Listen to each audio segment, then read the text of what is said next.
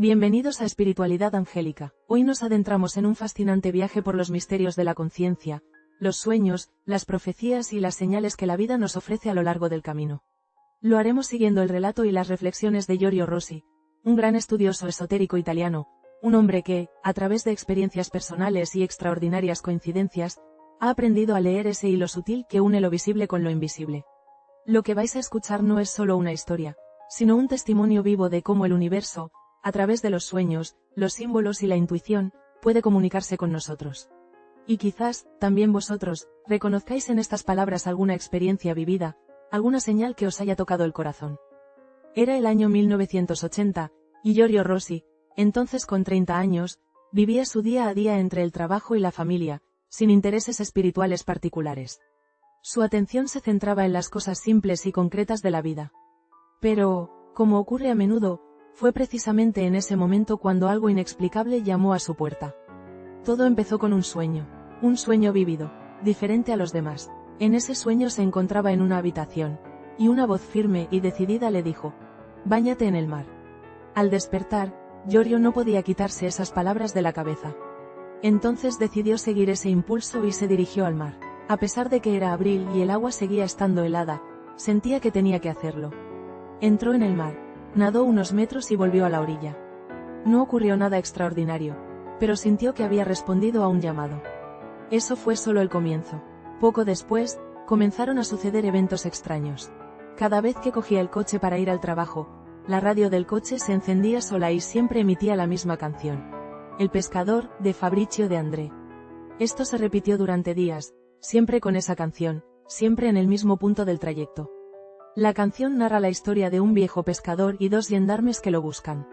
Al principio parecía una simple coincidencia, pero cuando la radio empezó a funcionar solo para emitir esa canción, y solo en el coche, Giorgio empezó a hacerse preguntas. Y luego ocurrió algo que lo cambió todo. Un día, en la autopista, mientras regresaba a casa desde Bolonia, vio una enorme valla publicitaria.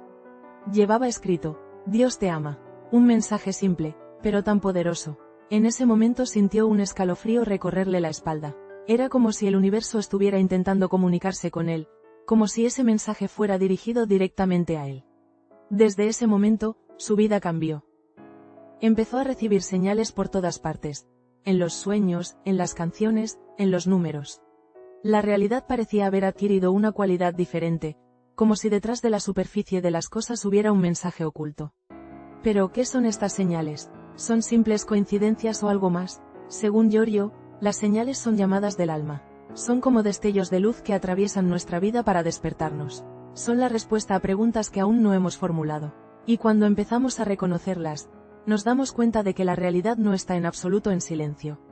Al contrario, nos habla constantemente. Solo que, muchas veces, no estamos escuchando. El sueño, por ejemplo, es una de las herramientas más poderosas a través de las cuales nuestra conciencia profunda se comunica con nosotros. En los sueños encontramos símbolos, arquetipos, imágenes que no pertenecen solo a nosotros, sino a toda la humanidad. Como si existiera un lenguaje universal al que todos podemos acceder. Giorgio cuenta otro sueño que tuvo poco después del mar. En este sueño, se encontraba en una biblioteca inmensa, llena de libros antiguos. Una figura luminosa se le acercó y le entregó un libro. En la portada decía: «El conocimiento está dentro de ti». Al despertar, Giorgio comprendió que debía comenzar un camino de búsqueda interior. Ya no afuera, sino dentro. Y así comenzó a leer, a estudiar, a meditar. Pero sobre todo, empezó a observar las señales que la vida le enviaba. Cada vez que tenía una duda, ocurría algo que le indicaba el camino. Una frase leída por casualidad, un encuentro inesperado, una sensación repentina. Todo parecía responder a una lógica invisible, pero perfectamente orquestada.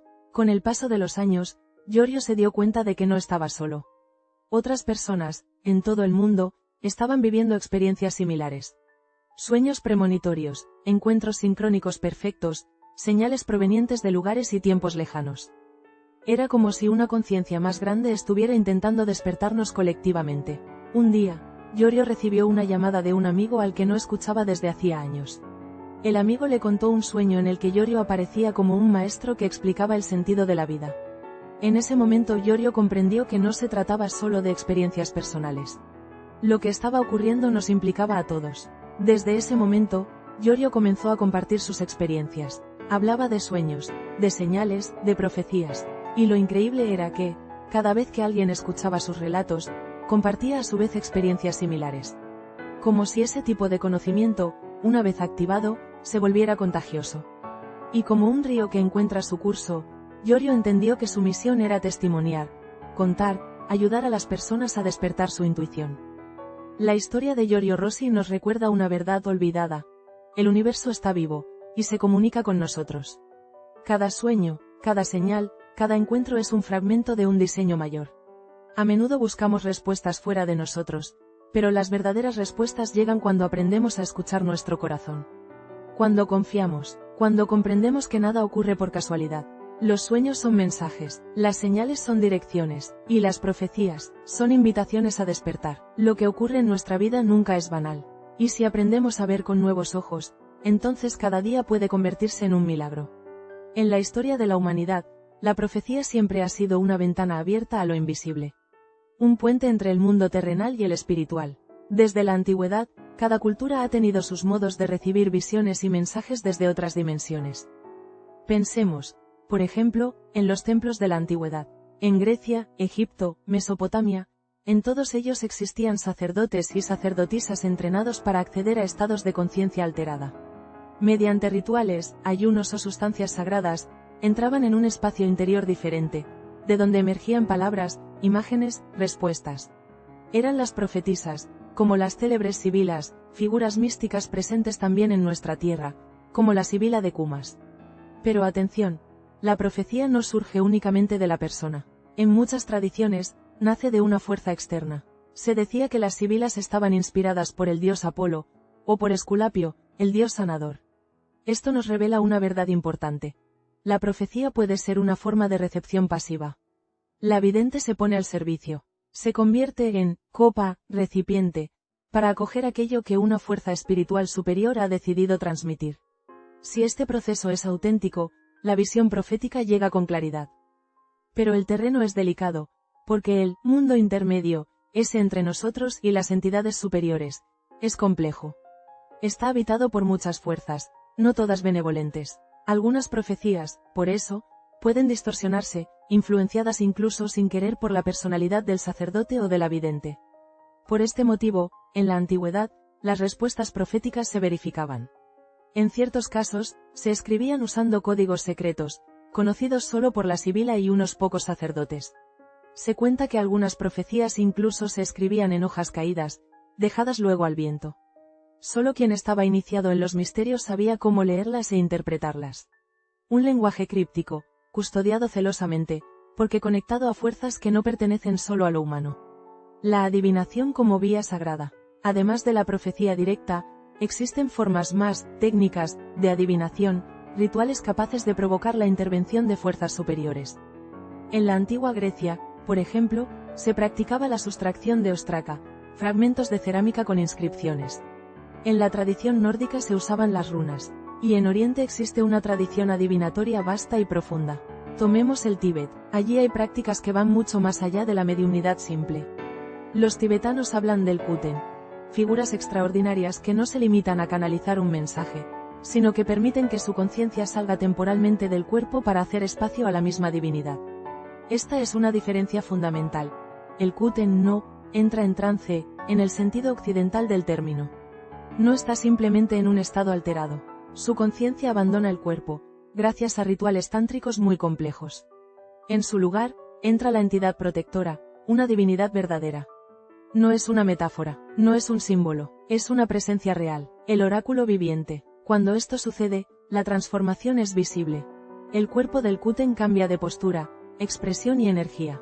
Sus palabras se hacen rápidas, intensas, difíciles de comprender. Por eso en los monasterios tibetanos, junto al Kuten, siempre hay monjes expertos que transcriben cada palabra con atención. Hablan de forma vehemente, a menudo con sonidos incomprensibles, porque la lengua utilizada es arcaica, antigua, quizá incluso prehumana. En YouTube hay vídeos de estas ceremonias. Basta buscar Tibetan Oracle Kuten para ver con tus propios ojos algo que hasta hace poco estaba al alcance de muy pocos iniciados. El Kuten desempeña también otra función esencial, el exorcismo. Antes de cada consulta, expulsa las entidades negativas presentes en la zona. A veces de forma enérgica, casi violenta. Esto lo distingue claramente de cualquier otro tipo de medium. No es un simple canal, es un guerrero espiritual. El peso de la profecía. Pero atención, la práctica oracular no es inofensiva. Cada vez que un Quten permite que una divinidad entre en su cuerpo, consume parte de su energía vital. Si la práctica se realiza con demasiada frecuencia, o sin la preparación adecuada, puede llevar a enfermedades o incluso a la muerte. Porque no son solo palabras, son fuerzas cósmicas que atraviesan un cuerpo humano. Por esta razón, la intervención del Quten está reservada para situaciones extremas. En el pasado, el gobierno tibetano solo lo consultaba en momentos críticos, para decisiones fundamentales referentes al Dalai Lama o a enseñanzas secretas. Pero también dentro de los monasterios, cuando surgen problemas especialmente graves, se recurre al Quten. El monasterio es una comunidad viva, y como cualquier colectividad, atraviesa tensiones, dudas, preguntas. Cuando algo rompe la armonía del grupo, se invoca la intervención del oráculo viviente. Una vez finalizada la fase de respuestas oraculares, el Quten no se detiene ahí. A diferencia de lo que ocurre con los médiums en el sentido occidental, este oráculo tibetano realiza otras funciones espirituales importantes. Por ejemplo, puede impartir una bendición especial a los maestros, reforzando su poder y energía espiritual. Además, se encarga de curar a los monjes enfermos, ofrece consejos personales y recorre los distintos espacios del monasterio para intervenir donde sea necesario. Su intervención no es nunca genérica. Donde hay un problema, él aparece y actúa. Solo tras haber cumplido todas estas funciones, el Quten es conducido al descanso. En ese momento, la entidad espiritual que lo habitaba se retira y la conciencia del monje retorna a su cuerpo. Este proceso no es nada sencillo. Requiere tiempo, pues el Quten entra en un estado de cenestesia muy profundo, una intensa alteración de la conciencia corporal. Por eso, al final del rito, está tan exhausto que debe ser retirado a pulso. Esta forma de oráculo representa uno de los niveles más elevados de profecía. Pero atención, incluso las profecías no son absolutas ni definitivas, más bien ofrecen una orientación predominante, una línea de tendencia útil para aquel momento, para aquellas personas.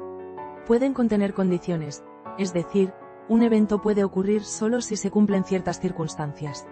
O bien pueden ser más generales, como la predicción de la prosperidad de un monasterio o el regreso de patrocinadores tras un período de declive. A veces las profecías ofrecen también líneas guía para todo un país. Hoy, por ejemplo, los oráculos pueden indicar al gobierno tibetano en el exilio dónde concentrar esfuerzos espirituales y prácticos. Pero debe entenderse que la relación con la profecía es compleja, tanto en Oriente como en Occidente. Las entidades que actúan mediante estas visiones no siempre están iluminadas, aunque sean seres muy elevados. Pueden equivocarse o emitir respuestas influenciadas por cierta parcialidad. Por ejemplo, un oráculo puede dar indicaciones en favor del linaje monástico que lo acoge, en lugar de ofrecer una visión universal. Las entidades oraculares, sin embargo, actúan con fuerza extrema cuando se trata de proteger la vida de grandes lamas. Guiando directamente los rituales, impartiendo bendiciones a estos maestros espirituales y ejecutando acciones potentes, a veces hasta bruscas. Hubo casos en los que yogis en trance, poseídos por entidades oraculares, golpearon físicamente a un lama. A simple vista parecía una agresión, y los discípulos intentaban detenerlo, pero el mismo lama les decía, déjenlo hacer. Esos golpes eran, en realidad, una forma de sanación. Servían para expulsar del cuerpo del lama enfermedades graves que, de no retirarse, le habrían causado la muerte prematura. Naturalmente, no vayáis luego a contarlo en nuestros hospitales, porque podría malinterpretarse como una justificación de la violencia.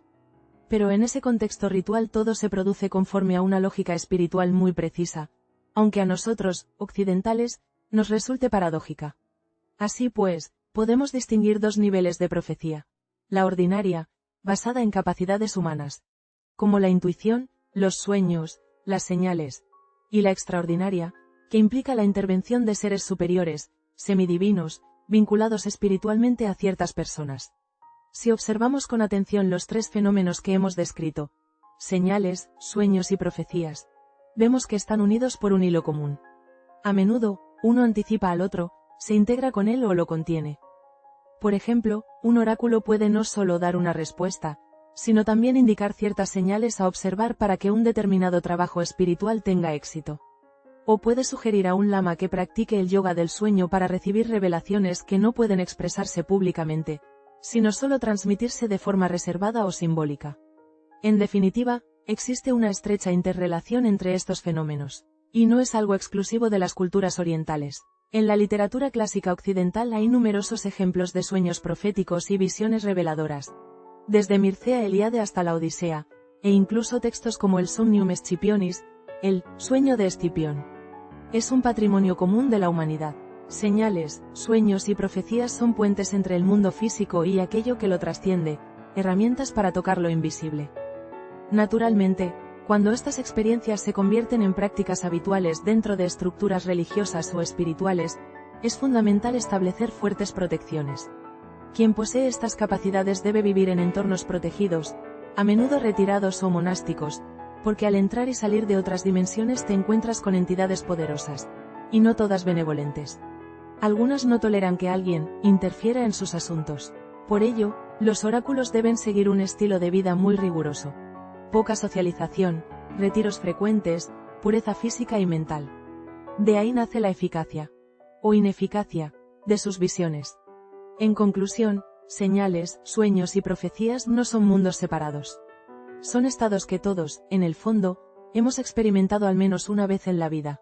Ese instante en que encuentras una moneda en el suelo, una pluma en un lugar inesperado, un sueño inquietante que parece una advertencia, o una intuición tan fuerte que relampaguea. Esto va a ocurrir, y luego, ocurre, es una profecía espontánea, es la espiritualidad hablándonos, y mientras que en contextos sagrados estos fenómenos se convierten en funciones rituales, en realidad forman parte de nuestra naturaleza profunda. Somos seres encarnados, pero con raíces en lo divino. En todo el mundo, desde siempre, la humanidad ha buscado escuchar la voz de lo divino. A veces a través de sueños, otras, mediante señales, y en ciertos casos, a través de hombres y mujeres que, como instrumentos puros, se ponen al servicio de un propósito mayor. La profecía no es superstición, tampoco es magia, es una forma profunda de comunicación entre mundos, y cuando es auténtica, transmite algo que va más allá de las palabras.